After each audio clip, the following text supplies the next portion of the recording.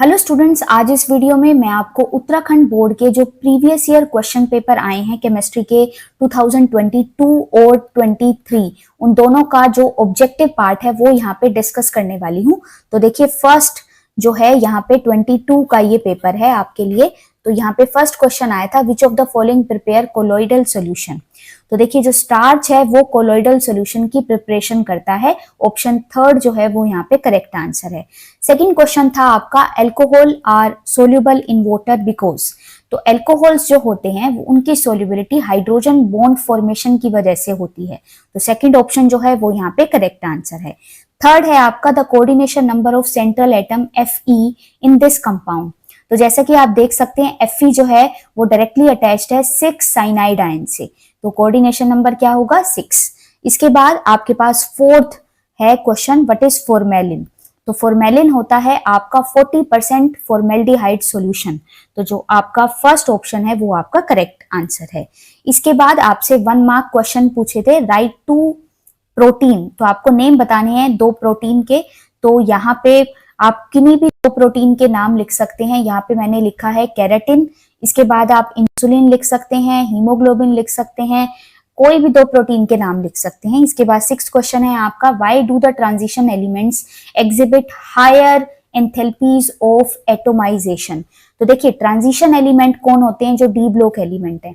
D block element में आपको unpaired electron जो होते हैं उनका नंबर काफी ज्यादा होता है। तो due to the presence of unpaired electron, इनके पास जो एंथैल्पी है एटोमाइजेशन की वो भी ज्यादा होती है। तो यही एक रीजन है। 1 मार्क में आपको 1 लाइन आंसर देना है। तो ये आए थे आपके 22 में। अब स्टार्ट कर लेते हैं आपका पेपर 23 का। तो जो भी 1 मार्क क्वेश्चन है यहाँ पे मैं बताने वाली हूँ। फर्स्ट क्वेश्चन का फर्स्ट पार्ट आया था आपका, in the following the lyophilic colloid is. तो देखिए, लायोफिलिक कोलॉइड क्या होते हैं? ये काफी स्टेबल होते हैं, रिवर्सिबल होते हैं और डिस्पर्जन फेज की डिस्पर्जन मीडियम के लिए एफिनिटी भी ज्यादा होती है। तो यहाँ पे जो इसका आंसर है वो है आपका गम। इसके बाद आपके पास सेकंड ऑप्शन जो आया था क्वेश्चन, वो ये था, पेनिसिलिन इज एन। तो पेनिसिलिन क्या होती है? एक एंटीबायोटिक ड्रग होती है। इसके बाद आपके पास थर्ड ऑप्शन जो आया था, थर्ड क्वेश्चन जो आया था, deficiency of which vitamin causes night blindness disease. तो नाइट ब्लाइंडनेस या जो विजन लॉस है वो आपका होता है विटामिन ए की डेफिशिएंसी की वजह से। इसके बाद फोर्थ जो आपका पार्ट है वो था, glucose is converted into ethyl alcohol by. तो आपको यहाँ पे एंजाइम का नाम बताना है और इस एंजाइम का नाम है जाइमेज। इसके बाद फिफ्थ पार्ट था, which of the following reduces Fehling solution. तो देखिए, फेलिंग सॉल्यूशन है वो जनरली आपके जो एल्डिहाइड ग्रुप जहाँ पे प्रेजेंट होता है, कार्बोनिल ग्रुप जहाँ पे प्रेजेंट होता है, वहीं पे ही वही जो आपके कंपाउंड हैं वो फेलिंग सॉल्यूशन को रिड्यूस कर सकते हैं। तो ये सभी तो एसिड है, लेकिन फॉर्मिक एसिड जो है इसका स्ट्रक्चर एल्डिहाइड से आपका सिमिलर है, रिजेंबल करता है। तो एक फॉर्मिक एसिड ही आपका जो यहाँ पे कंपाउंड है जो फेलिंग सॉल्यूशन को रिड्यूस कर सकता है। इसके बाद 6th पार्ट था, the impurities present in the ore is. तो उसको क्या बोलते हैं? उसको बोला जाता है गैंग। इसके बाद आपका नेक्स्ट क्वेश्चन है, the monomer of nylon 6 is. तो ये भी इंपॉर्टेंट क्वेश्चन है, काफी सारे क्वेश्चन पेपर में मैंने देखा है। तो इसका जो मोनोमर है caprolactam. Fourth part is the आपका करेक्ट आंसर। इसके बाद लास्ट आपका ऑब्जेक्टिव क्वेश्चन है, a molal solution is one that contains 1 mole of solute in. तो देखिए, अगर आपको मोलैलिटी की डेफिनेशन पता है तो इजीली आप कर सकते हैं। मोलैलिटी की डेफिनेशन होती है number of moles of solute, right, number of moles of solute upon में क्या लेते हैं? अपॉन में लेते हैं आप mass of solvent in KG, right. तो आप यहाँ पे देखिए, यहाँ लीटर है, यहाँ लीटर है, यहाँ लीटर है। वॉल्यूम को यहाँ पे इन्होंने बताया हुआ है, तो वॉल्यूम टर्म नहीं है, हमें मास वाली चाहिए। तो वो क्या होगी?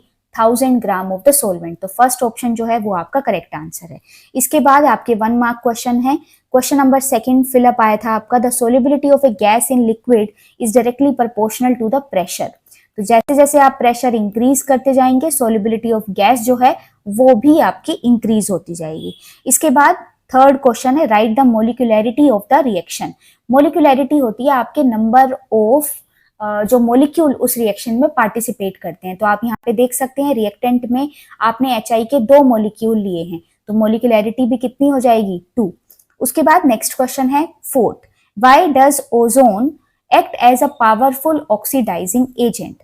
तो देखिए अगर हम ओजोन की बात करें तो इसके पास क्या होता है नेसेंट ऑक्सीजन, और नेसेंट ऑक्सीजन की वजह से या जो आपका फ्री रेडिकल की तरह बिहेव करता है आपका ऑक्सीजन एटम, उस फ्री रेडिकल की वजह से यहाँ पे जो आपकी ऑक्सीडाइजिंग रिएक्शन है वो बहुत ही आपकी स्पीडी रिएक्शंस होती हैं, राइट, और वहां पे ऑक्सीडेशन बहुत ही स्पीडली होता है, तो इसीलिए इसे बोला जाता है कि एक पावरफुल ऑक्सीडाइजिंग एजेंट है।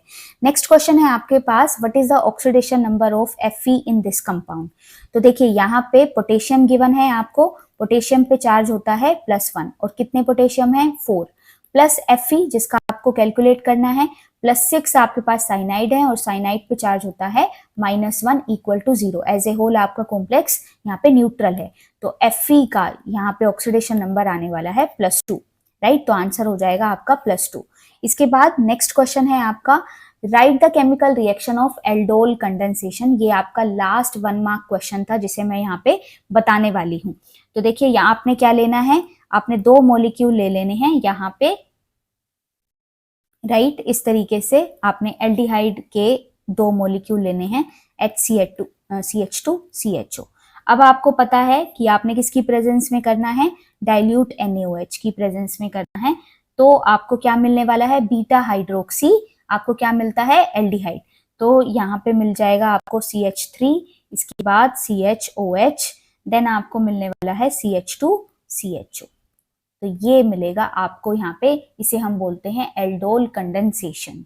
सो आई होप कि इस तरीके की जो आपके क्वेश्चन की प्रैक्टिस है वो आपको फाइनल एग्जाम में अच्छे मार्क्स दिलाएगी। इस चैनल को सब्सक्राइब करके रखें ताकि आप प्रैक्टिस कर पाएं, and all the best from my side. Thanks.